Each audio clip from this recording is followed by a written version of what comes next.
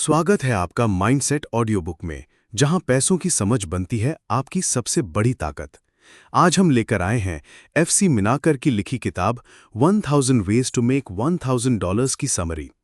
ये किताब सिर्फ बजट बनाने या पैसे बचाने के बारे में नहीं है, बल्कि ये आपको अपने पैसों के साथ एक मजबूत, सकारात्मक और व्यावहारिक रिश्ता बनाने में मदद करती है।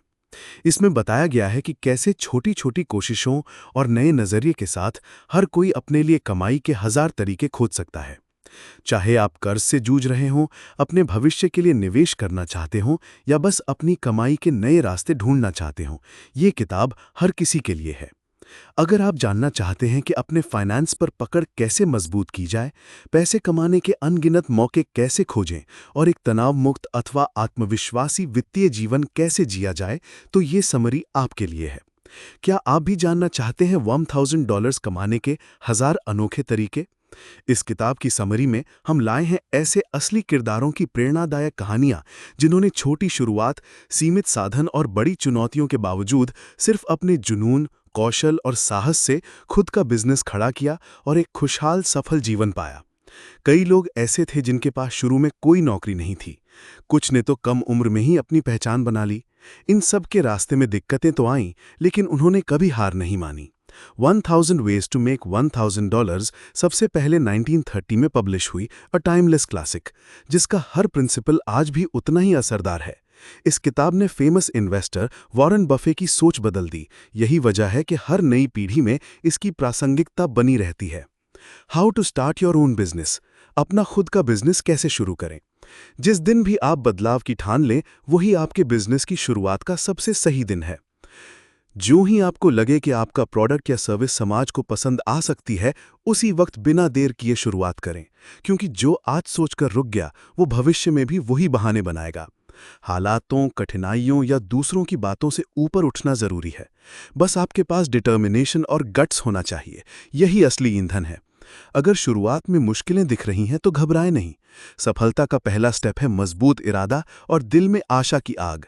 पैसा थोड़ी देर मेहनत से जुटाया जा सकता है। सबसे जरूरी है विल पावर। बिजनेस का सही समय यही पल है। गस्टावस स्विफ्ट की कहानी देखिए। एक युवा जिसे चलने फिरने में भी दिक्कत थी, छोटे गांव में रहता था, लेकिन उसके अंदर सपनों की ताकत थी। बाकी लड़कों की तरह वो सिर्फ सोचते नहीं रहा। उसने मीट ड्रेसिंग में अपने हुनर का फायदा उठाया, एक बड़ा सा मीट का टुकड़ा बढ़िया तरीके से तैयार किया और मीलों तक पैदल चलकर उसे बेचने निकल पड़ा। उसके लिए ये काम मुश्किल या बोझ नहीं, बल्कि एक एडवेंचर बन गया।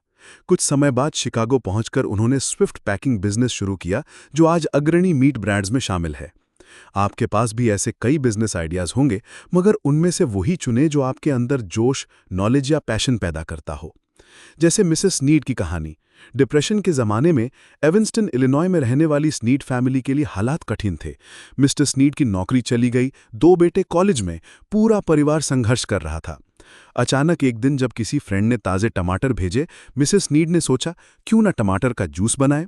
उन्होंने रसीले टमाटरों से शानदार जूस निकाला और पड़ोसियों में बांटा। स्वाद के चलते लोगों को ये इतना भाया कि उन्होंने परिवार के साथ morning glory tomato juice brand की शुरुआत कर दी। भले ही ये मार्केट के बाकी ब्रांड से थोड़ा महंगा था, लेकिन इसकी क्वालिटी और होममेड एहसास ने इसे सबका पसंदीदा बना दिया। मांग इतनी बढ़ी कि उन्हें रेल रोड के साथ प्लांट किराए पर लेना पड़ा। फिर होटल्स और अन्य कंपनियां भी उनके ग्राहक बन गईं। किचन में शुरू हुआ एक छोटा सा आइडिया पूरे परिवार की काया पलट का कारण बन गया। $1000 से बिजनेस क्यों शुरू करें? क्योंकि ये रकम न बहुत ज्यादा है, न बहुत कम, जितनी फोकस और मोटिवेशन देने के लिए काफी है। अधिकतर लोग सिर्फ इसीलिए असफल होते हैं क्योंकि उनका कोई स्पष्ट टारगेट ही नहीं होता। जब आप एक अमाउंट सेट करते हैं, तब आपके सामने एक साफ उद्देश्य आ जाता है। ऑटो स्नैरिंग 21 की उम्र में $100 से बिजनेस शुरू किया। अपनी पसंद की कैंडी बनाई, लेकिन उसकी सेल्स नहीं हुई। असली टर्निंग पॉइंट तब आया जब उन्होंने 3 साल तक कस्टमर के टेस्ट पर रिसर्च की। फिर चॉकलेट, पीनट और कैरेमल फ्लेवर मिलाकर बेबी रूथ कैंडी बनाई, जो न सिर्फ स्वाद में बल्कि नाम में भी सबको तुरंत पसंद आ गई। उनके $1000 आज लाखों में तब्दील हो गए। मिसेस मैकडूगल न्यूयॉर्क की एक विधवा जो पति के निधन के बाद अपने 3 बच्चों को अकेले पाल रही थीं। उनके पास कॉफी ब्लेंडिंग का अनुभव था, जो उन्होंने अपनी मेहनत और समझ से व्यापार में बदला। 75 माइल के इलाके में खुद मार्केटिंग की, हॉस्पिटल, क्लब, सैनिटोरियम को सप्लाई दी। 2 साल में ही $20,000 की कमाई हुई। शानदार रेप्यूटेशन बनी, ग्रैंड सेंट्रल टर्मिनल के पास शॉप खोली, फिर पूरे न्यूयॉर्क में उनकी शॉप्स की चेन बन गई। इवन डिप्रेशन काल में भी उनका हौसला कभी नहीं हारा। सेलिंग एज अ बिजनेस, एक सेल्स पर्सन की असली ताकत है कस्टमर की गुडविल और ट्रस्ट। इस पेशे में कोई सैलरी लिमिट नहीं, न रूटीन ऑफिस की कंपल्शन। जितना मेहनत उतनी कमाई, अपनी सुविधा अनुसार, बिना बॉस के। सेलिंग में रोज नए लोग, नई चुनौतियां, हर दौर का सीखने का अनुभव भी मिलता है और नेटवर्क भी। एक अच्छा सेल्स एजेंट असल में समाज का एजुकेटर होता है। वो जरूरतें दिखाता है, खुशी लाता है और भरोसेमंद सलाहकार की तरह काम करता है। लुसील एंथनी एक सिंगल मदर 6 महीने के बच्चे के साथ घर घर सिल्क स्टॉकिंग्स बेचने निकली। बार बार रिजेक्शन मिला, कोई पैसे के बहाने, कोई टाइम का, लेकिन उन्होंने हार नहीं मानी। दोस्तों से शुरू कर अनजान घरों तक पहुंची, इतनी पैशन और एंथुजियाज्म के साथ। आखिरकार यूनिवर्सिटी इवेंट से पहले ही उन्हें 56 जोड़े ऑर्डर मिल गए। लगातार प्रयास और निर्भीक व्यवहार ने उन्हें हर घर और मार्केट में पहचान दिलाई। जॉर्ज कॉनरैड स्लाइसिंग मशीनों के sales agent grocery, restaurants, meat shops में डेमो देते। सही प्राइस, ऑनेस्ट डेमोन्स्ट्रेशन और ज़रूरत के हिसाब से बात करके हर हफ्ते 40 तक यूनिट्स बेचते। सही बेनिफिट्स दिखाकर, अफोर्डेबिलिटी और प्रैक्टिकल अप्रोच के चलते उनकी सेल्स हमेशा टॉप रहीं। Dwight Richie fabric repair fluid door to door बेचते। सीधे फैब्रिक के छोटे छोटे नमूनों पर लाइव डेमो दिखाते कि उनका प्रोडक्ट कैसे 3 सेकंड में कपड़े रिपेयर कर सकता है। डेमो के बाद 2 लोगे या 3, 25 सेंट्स में, और दिन भर कोशिश करते रहते। फ्रैंक डिप्रीस फायर एक्सटिंग्विशर्स बेचकर सिर्फ 6 हफ्ते में $1000 कमाए। पहले गलत टारगेट को कॉल किया इसलिए ऑर्डर नहीं आए, पर बाद में क्लाइंट लिस्ट बनाई, रूट प्लानिंग की, सबको विजिट किया। अब रोज 12-12 यूनिट्स बिकने लगी और जल्दी ही वीकली कमीशन $300 के करीब हो गया। Making things to sell. कभी जर्मनी के एक छोटे से गांव में वुड कार्विंग की कला इतनी प्रसिद्ध थी कि वहां का हर व्यक्ति मानो जन्मजात कलाकार हो। गांव के लोग आध्यात्मिक प्रतिमाएं इतनी शानदार और उम्दा बनाते थे कि उनकी हर रचना हाई क्वालिटी और गहरी कलात्मकता का प्रतीक मानी जाती थी। मान लीजिए अगर किसी गांव में 1-2 लोग ही कलाकार होते तो लोग कहते उनके पास गॉड गिफ्टेड टैलेंट है। पर जब पूरा गांव ही इतने हुनरमंद हो तो साफ है कि दुनिया में कोई भी स्किल सीखा जा सकता है। अगर आपके अंदर कोई टैलेंट है तो सिर्फ जन्मजात होने से कुछ नहीं, मेहनत और निरंतर अभ्यास से वो निखरता है। जैसा कि कहा गया है, genius is 10% inspiration and 90% perspiration. अक्सर लोग महान राइटर्स, म्यूजिशियंस या एथलीट से जलते हैं, सोचते हैं कि ये लोग बॉर्न टैलेंटेड होते हैं, पर वे घंटों घंटों रोज मेहनत के बूते ऐसे मुकाम तक पहुंचते हैं। सोचिए आपके पसंदीदा लेखक किस जुनून और अभ्यास के साथ हर पंक्ति में जान फूंकते हैं। हर एक्सपर्ट पहले बिगिनर था, हर बेस्ट सेलिंग बुक कई बार असफलता से शुरू होकर ही लिखी गई। कोई भी इंसान पहली बार कोशिश में मास्टर नहीं बनता, लेकिन हर बार कोशिश करने से हर हुनर चमकता है। अगर आप भी एंटरप्रेन्योर बनना चाहते हैं तो कहीं से भी शुरुआत कीजिए। फेल भी हुए तो हार ना माने, फिर से ट्राई करें। इस राह में वही जीतता है जो डटा रहता है। क्या है वो काम जिसे आप करने का सपना रखते हैं? हो सकता है आज का शौक ही कल आपका बिजनेस बन जाए। जरूरी नहीं कि आपकी मौजूदा जॉब और असली रुचि एक जैसी हो, लेकिन अगर आपका शौक ही आपकी कमाई का जरिया बन जाए तो इससे बड़ा संतोष और क्या होगा। सोचिए, आपके आसपास कौन सी कम्युनिटी है? क्या बहुत से बच्चे हैं? क्या आसपास के लोग ज्यादातर अपार्टमेंट्स में रहते हैं?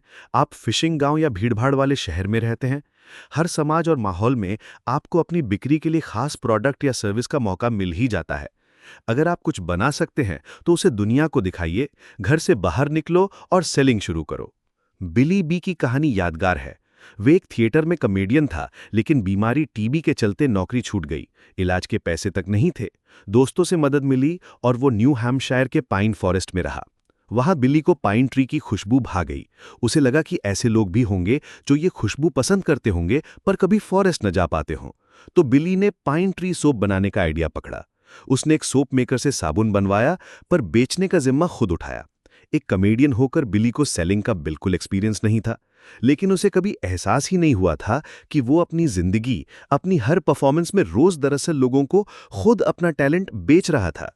साबुनों की पॉकेट्स भर के बिली बेचने निकला, मगर शुरुआत में ड्रग स्टोर्स ने उसके साबुन लेने से मना कर दिया। एडवर्टाइज का पैसा भी नहीं था। बिली ने अपनी नॉलेज और पुराने कनेक्शंस इस्तेमाल किए। जिन होटल्स में पहले शो करता था, उन होटल मैनेजर्स को ट्रायल ऑर्डर के लिए मना लिया। साबुन सुंदर पैकिंग में, this soap will keep everything clean but your conscience, ये मजेदार टैगलाइन लगाई। अगले ही दिन एक गेस्ट ने चिट्ठी लिखी, dear Billy, I like your soap, send me 6 cakes, here's your $। इसके बाद ऑर्डर आने लगे। बिली ने सिद्ध किया कि बीमारी या जॉब खोना कभी भी आपके सक्सेस का रास्ता नहीं रोक सकता। मिसेस स्मिथ ब्रुकलिन की एक विधवा गृहिणी थी जिन्हें बेकिंग का जबरदस्त शौक था। ब्रेड बनाते बनाते उन्हें घरेलू फूड स्पेशलिटी बिजनेस शुरू करने का ख्याल आया। उन्होंने कॉफी शॉप्स और टी रूम्स में अपने बनाए कॉफी केक, नट ब्रेड, डोनट्स बेचने शुरू किए। टी रूम से डेली पाई और रोल्स के ऑर्डर मिलने लगे। उनके बेटे ने टूरिस्ट कैंप में जाकर साइकिल पर बड़ी टोकरी भर कुकीज, पाई और केक बेचे। जबरदस्त ऑर्डर मिले। गर्मी भर दोनों कैंप में सप्लाई करते रहे। विंटर में हैलोवीन जैसे सीजन के लिए बेकिंग की बड़ी मांग हुई। खास बात, मिसेस स्मिथ के प्रोडक्ट्स इतने लाजवाब थे कि हर ग्राहक बार बार ऑर्डर देता है। उनके शौक ने उनकी कमाई का स्थायी और संतोषजनक रास्ता खोल दिया। मिसेस नैप का परिवार मिशिगन में पोल्ट्री फार्म चलाता था। ब्रीडिंग के बाद बची स्पेंड हेन्स को वे 40 मिनट प्रेशर कुकर में सीजनिंग और चिकन स्टॉक के साथ टेस्टी प्रेस्ड चिकन में बदल देती। कभी कभी खास ऑर्डर पर ऑलिव्स, स्लाइस्ड वेजिटेबल्स और हार्ड बॉइल्ड एग मिला देती। सचमुच, जैसा कहावत है, if you life gives you lemons, make lemonade. Mrs Knapp के लिए था, if you have hundreds of spend hens, you should make tasty pressed chicken. ऐसे छोटे छोटे इनोवेटिव आइडियाज ही बड़े बिजनेस और नई पहचान की शुरुआत करते हैं। Raising things to sell. अगर आपको खेती, बागवानी, पोल्ट्री, फिशिंग या एनिमल फार्मिंग में दिलचस्पी है, या कम्युनिटी में ऐसा माहौल है कि आप प्लांट्स, फ्रूट्स, फ्लावर्स, मछलियां, चिकन या हनी प्रोड्यूस कर सकते हैं, तो ये साइड बिजनेस आपकी जिंदगी पलट सकता है। हार्वर्ड वाइटली पहले एक मैप प्रिंटिंग कंपनी में जॉब करते थे, लेकिन स्वास्थ्य खराब होने पर डॉक्टर ने बाहर धूप में रहने की सलाह दी। उन्होंने अपनी सेविंग से इंडियानापुलिस के पास 15 एकड़ का फार्म खरीद लिया। पुराने मालिक ने वहां सब्जियां उगाई थीं, पर हार्वर्ड ने चिकन पालना चुना, जबकि उन्हें इस फील्ड का बिल्कुल अनुभव नहीं था। उन्होंने एग्रीकल्चर डिपार्टमेंट की बुलेटिन्स, मैगजीन्स पढ़ीं, आस पड़ोस के पोल्ट्री फार्म विजिट किए। जिन्हें सफलता की खास परवाह नहीं थी, हार्वर्ड ने उनकी गलतियों से बहुत कुछ सीखा। साफ सफाई, सही खान पान, क्वालिटी। सेकेंड हैंड ब्रूडर और इंक्यूबेटर लिया। पहली इन्वेस्टमेंट में 10 दर्जन अंडे खरीदे। आधे ब्रीडिंग के लिए रखे, आधे बेचे। धीरे धीरे 3 रेस्तरां, होटल से ऑर्डर मिलने लगे। हार्वर्ड के चिकन दूधिया और प्लम्प दिखते थे। हर चूस कर पैकिंग की जाती थी ताकि फ्रेशनेस बनी रहे। हार्वर्ड के प्रोडक्ट बाजार से महंगे थे, फिर भी डिमांड ऊंची रही क्योंकि सभी कस्टमर जानते थे कि क्वालिटी बेमिसाल है। बिल क्लाइबर सैन फ्रांसिस्को में पेंट फैक्ट्री में नौकरी करते थे, पर असली पैशन था ट्रॉपिकल फिश कल्चर का। उन्होंने हर किताब पढ़कर ब्यूटीफुल फाइटिंग फिश यानी बेटर्स का बड़ा कलेक्शन तैयार किया। डिमांड इतनी बढ़ी कि केज एक्वेरियम नाम से बिजनेस शुरू किया। इस फिश की भारत, टेक्सास, मिडवेस्ट, कनाडा से भी डाक ऑर्डर आने लगे। इतना मुनाफा हुआ कि उनका साइड बिजनेस मुख्य कमाई से भी आगे निकल गया। जॉर्ज जेसेप, आयोवा, ने मधुमक्खी पालन से सिर्फ एक छोटी सी कॉलोनी यानी बी हाइव से शुरुआत कर 1 साल में 10 कॉलोनी तक बढ़ाया। वो साल में 200 पाउंड तक शुद्ध शहद प्राप्त करते। 5 पाउंड के कंटेनर मार्केट में 45 सेंट्स में बेचते थे। हनी बीज को बहुत ज्यादा देखभाल भी नहीं चाहिए, बस क्वीन बी अच्छी हो। घर के अटिक, बान, गैराज या विंडो के पास हाइव रखें और ताज़ा शहद पाते जाएं। लैज लेविन ने घर के सेलर में मशरूम उगाना शुरू किया। 10 बाई 10 फुट के प्लॉट में व्हाइट थ्रेड जैसे स्पॉन्ज लाकर 5 हफ्तों में बेबी मशरूम पैदा किए। अगले दिन ही 10 गुना बढ़े। पहले ही राउंड में 45 सेंट्स पर पाउंड के हिसाब से कुल $1100 कमाए। आगे 1000 स्क्वायर फीट मशरूम बेड बना डाला और अब स्टोर्स, कैफे, रेस्टोरेंट में बिना रेंट, बिना खास मशीन, बिना एडवर्टाइजिंग के सीधे डिमांड पर प्रॉफिट कमाते हैं। Starting a road side business. अगर आप किसी बिजी रोड या टूरिस्ट हॉटस्पॉट के पास रहते हैं तो आने जाने वाली गाड़ियों, ट्रैवलर्स और फिशरमैन को अपना प्रोडक्ट बेचने का बेमिसाल मौका आपके पास है। रोड साइड बिजनेस का असली चार्म यही है कि यहाँ सिर्फ ट्रैफिक नहीं, रोज नए कस्टमर आते हैं। टूरिस्ट, फैमिली, लोकल लोग, गुजरते ड्राइवर्स। यहाँ अक्सर फ्रूट्स, वेजिटेबल्स, अंडे, poultry items, hamburger, hot dogs, barbecue, cold drinks वगैरह सबसे ज्यादा बिकते हैं। लेकिन अगर आपकी सड़क किसी खास जगह जैसे बीच, स्टेडियम, गोल्फ कोर्स, माउंटेन या फॉरेस्ट की तरफ जाती है तो वहां के हिसाब से आप प्रोडक्ट या सर्विस एडजस्ट भी कर सकते हैं। 77 वर्षीय मिसेस एला गैस्टन की कहानी बेहद इंस्पायरिंग है। वो ओजाक फिशिंग कंट्री के करीब रहती थीं। उनका घर हाईवे के बगल में था, जहां से रोजाना न जाने कितने फिशरमैन गुजरते थे। मिसेस गैस्टन विधवा थीं, अक्सर बीमार रहती थीं और उनके पास कोई रेगुलर कमाई का जरिया नहीं था। एक दिन उन्हें विचार आया, क्यों ना रोड साइड फिश बेट सेल किया जाए।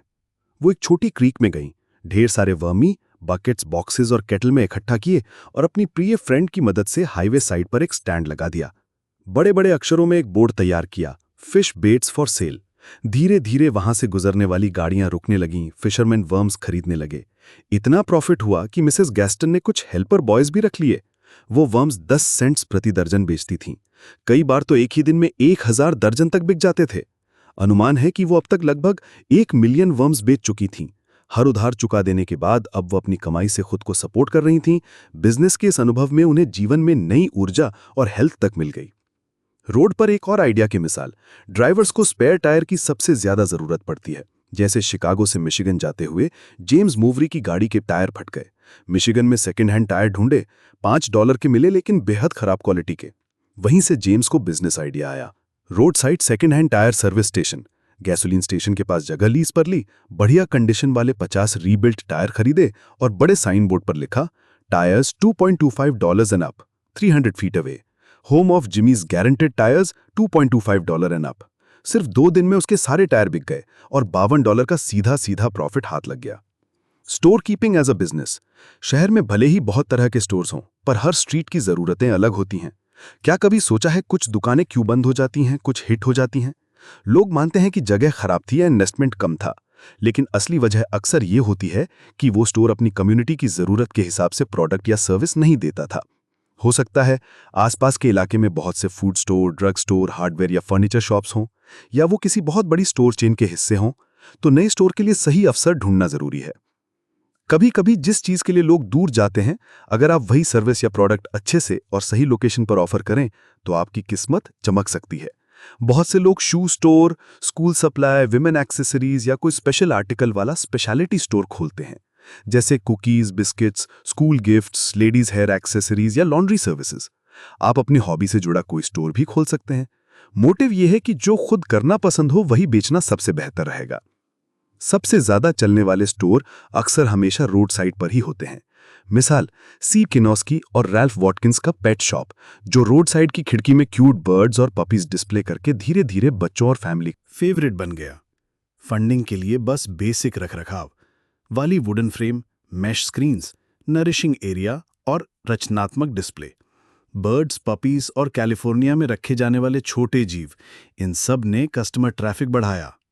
पेडिग्री नहीं, पर सस्ते हेल्दी पपीज बिकते रहे। साफ सफाई, एनिमल हेल्थ और एक्स्ट्रा पेट एक्सेसरीज से स्टोर लाभ कमाता रहा। इस दौरान रैल्फ वॉटकिंस ने एक्वेरियम शॉप खोली। सिर्फ 8 टाइप की फिश और 10 टैंक से शुरुआत। जल्दी ही 130 टैंकों में 120 अलग अलग यूनिक फिश और टूटा हुआ नया रिकॉर्ड। सिर्फ $200 में स्टार्टअप।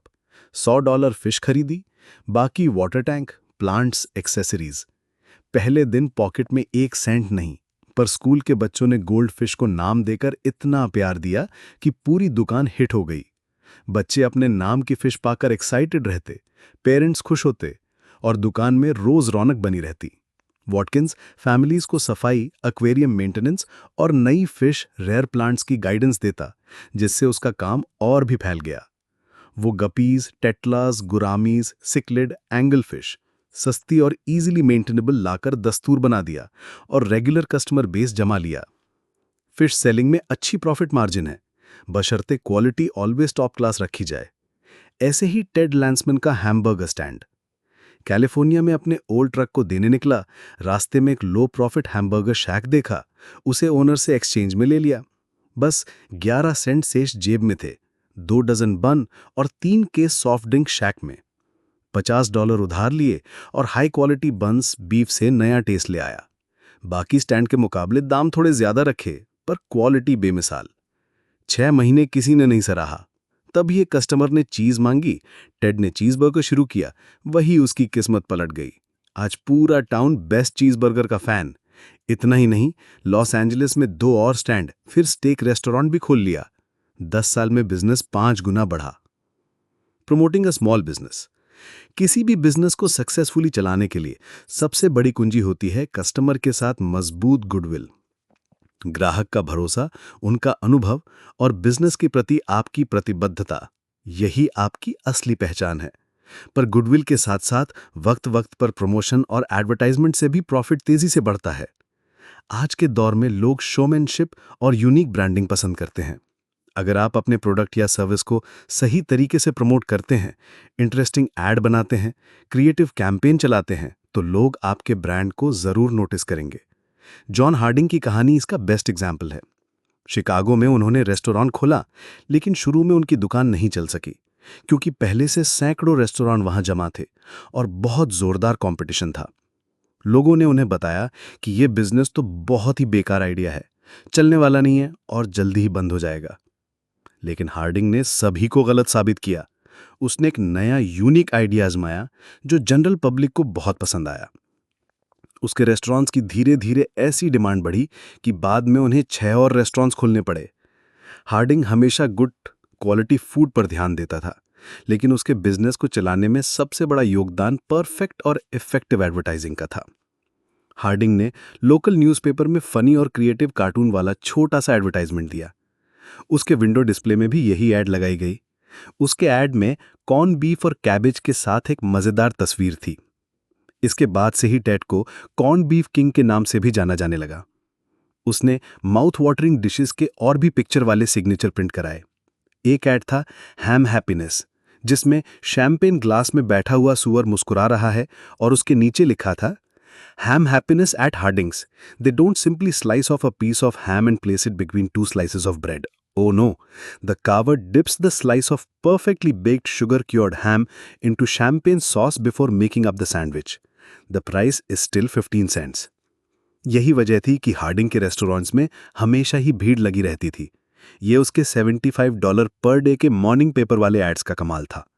पर हार्डिंग को फर्क नहीं पड़ता था, क्योंकि उसका शानदार खाना ही ग्राहक खींच लाता था। प्रमोशन बस उसे एक एक्स्ट्रा बूस्ट देते थे।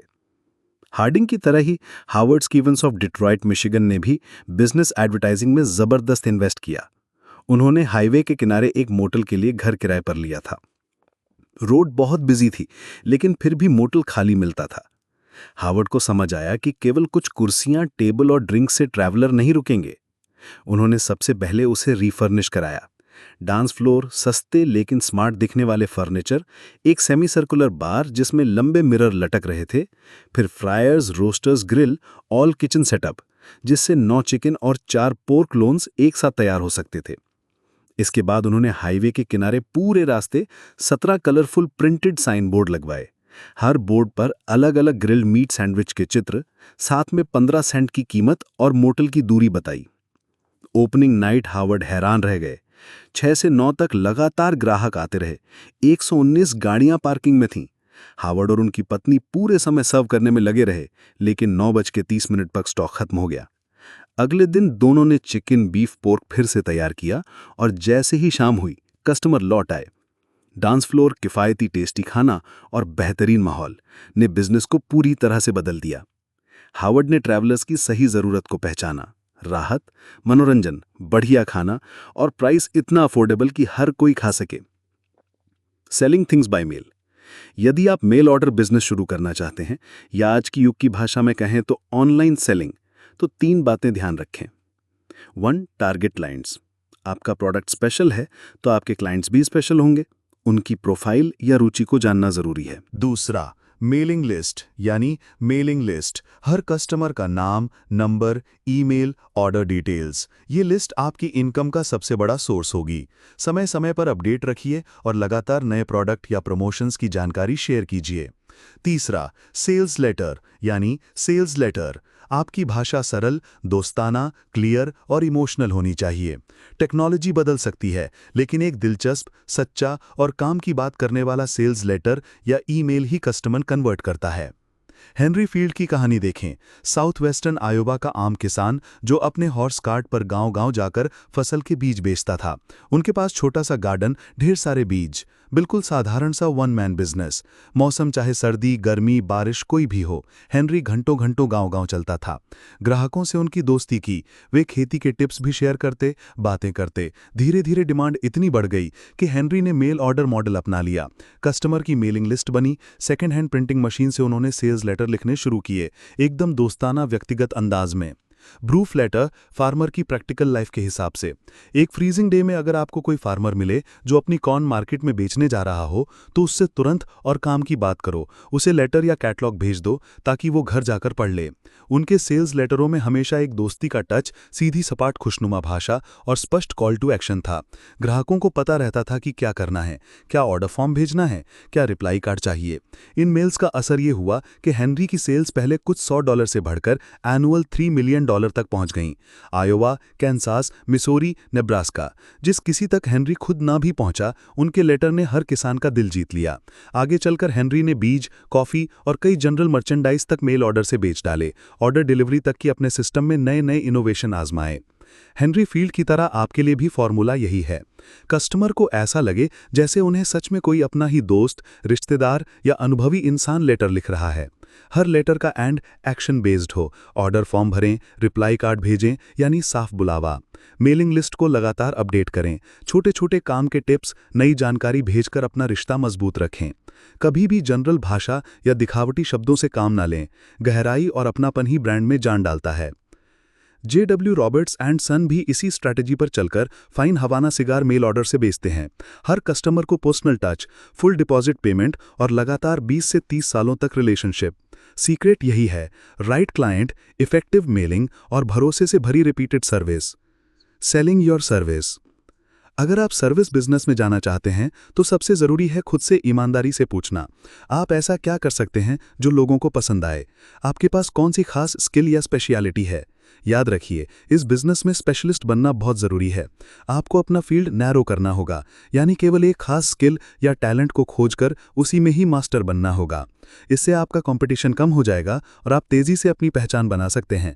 ये सूत्र सिर्फ सर्विस बिजनेस ही नहीं बल्कि हर करियर में काम आता है। जैसे एक कामयाब डॉक्टर को भी किसी एक फील्ड में स्पेशलाइज होना पड़ता है। जब आप किसी एक क्षेत्र में एक्सपर्ट या स्पेशलिस्ट बन जाते हैं तो कस्टमर खुद आपके पास आएंगे और वे एक्सपर्ट सर्विस के लिए प्रीमियम प्राइस देने में भी हिचकिचाते नहीं। अगर पूरे टाउन में आप ही एकमात्र न्यूरोलॉजिस्ट हैं तो जाहिर है आपकी इनकम अपने आप बढ़ जाएगी। इसलिए ज़रूरी है पहले अपनी खासियत पहचानो, उसे लगातार इंप्रूव करो और फिर बेजोड़ वैल्यू सर्विस दो। आपकी क्वालिटी सर्विस ही ग्राहकों को बार बार आपके पास लाएगी और आप प्रीमियम चार्ज भी कर पाएंगे। अब जानते हैं कुछ सच्ची कहानियों से। एडवर्ड एंडरसन, वह पहले डिपार्टमेंट स्टोर में मैनेजर था, फिर जॉब छूट गई। उसने डिपार्टमेंट स्टोर की वॉशिंग मशीन को देखकर एक नया बिजनेस सोचा, रग वॉशिंग। आसानी से इंस्टॉलमेंट पर मशीन ली, पड़ोसियों को 1.50 सेंट प्रति रग वॉशिंग की सर्विस ऑफर की। स्टार्ट में थोड़ा झटका मिला, लेकिन एडवर्ड ने हार नहीं मानी। उसने होटल्स, ऑफिस, अपार्टमेंट्स तक कॉल करना शुरू किया। धीरे धीरे $93, $107 जैसे बड़े ऑर्डर मिलने लगे। लोन चुकाया और आखिरकार अच्छा मुनाफा कमाया। शिकागो की ड्रेस मेकर, एक मोटी महिला अपनी साइज की ड्रेस न मिलने पर शिकायत कर रही थीं। तभी ड्रेस मेकर ने उनकी समस्या सुनी और स्पेशलाइज सिलाई का ऑफर दिया। उनकी बहन, कई फ्रेंड्स, सभी कस्टमर बन गईं। ड्रेस मेकर ने फैब्रिक सैंपल्स और लेटेस्ट स्टाइल्स का ब्रोशर रखा, सीजन के हिसाब से कस्टम ड्रेस बनाए और धीरे धीरे लंबी लड़कियों के लिए भी मार्केट डेवलप किया। कुछ ही समय में वह खास कस्टमर बेस, रेफरल और प्रीमियम ऑर्डर्स पाने लगी। Sadie Miller, Florida, real estate crash के बाद वित्तीय हालत खराब थी। सेडी ने खुद श्रिम्प पकड़कर मछुआरों को बेचना शुरू किया।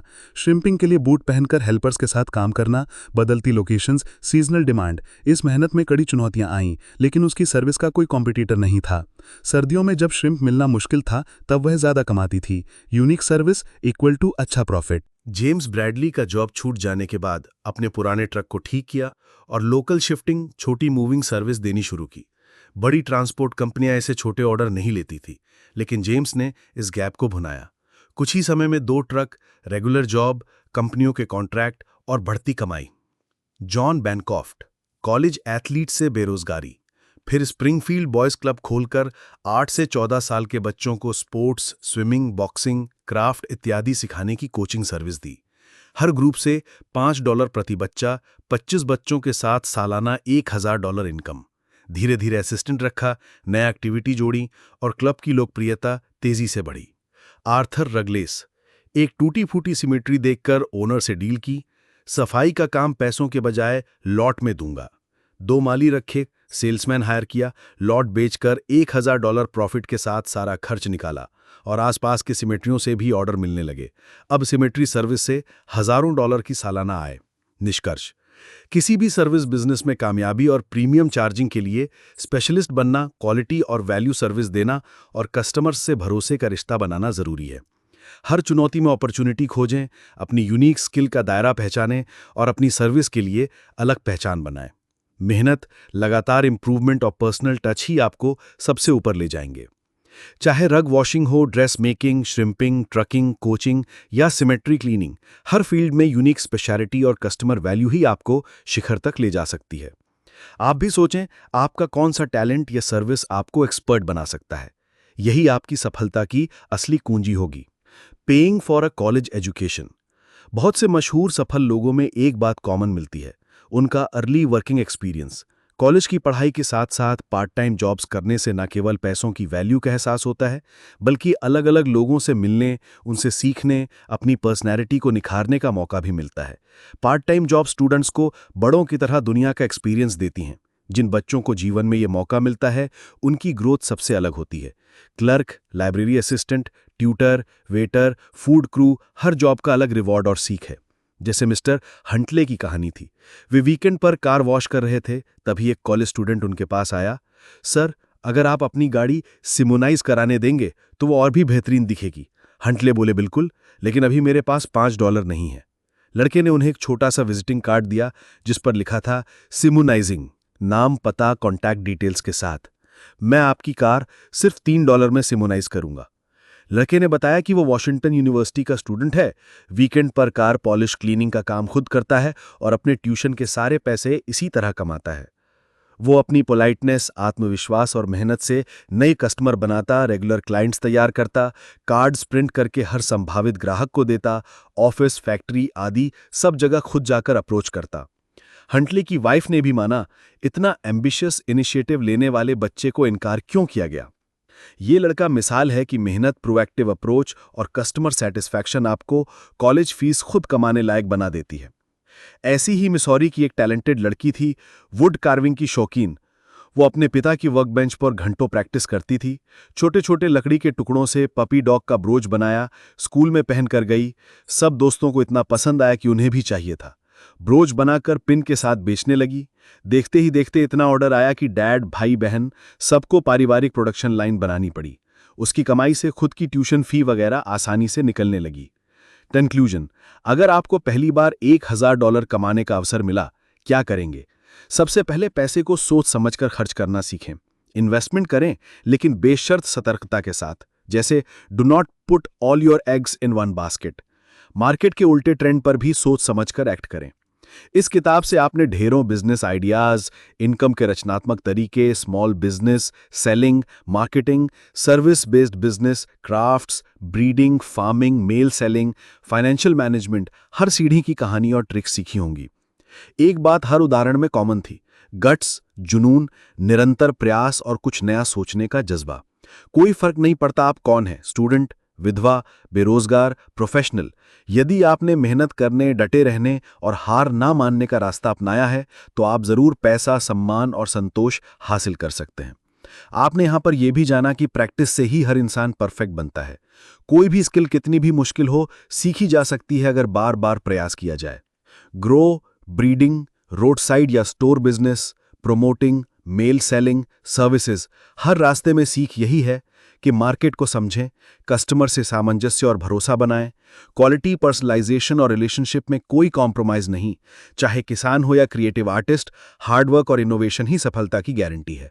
इस किताब की हर स्टोरी, हर लेसन यही याद दिलाता है, winners never quit and quitters never win. अब आपके पास अनगिनत रास्ते हैं। जरूरत है मेहनत, गट्स और लगातार सीखने करने की। बिजनेस और लाइफ में सक्सेस का असली मंत्र सिर्फ एक है, कभी हार मत मानो, डटे रहो, लगातार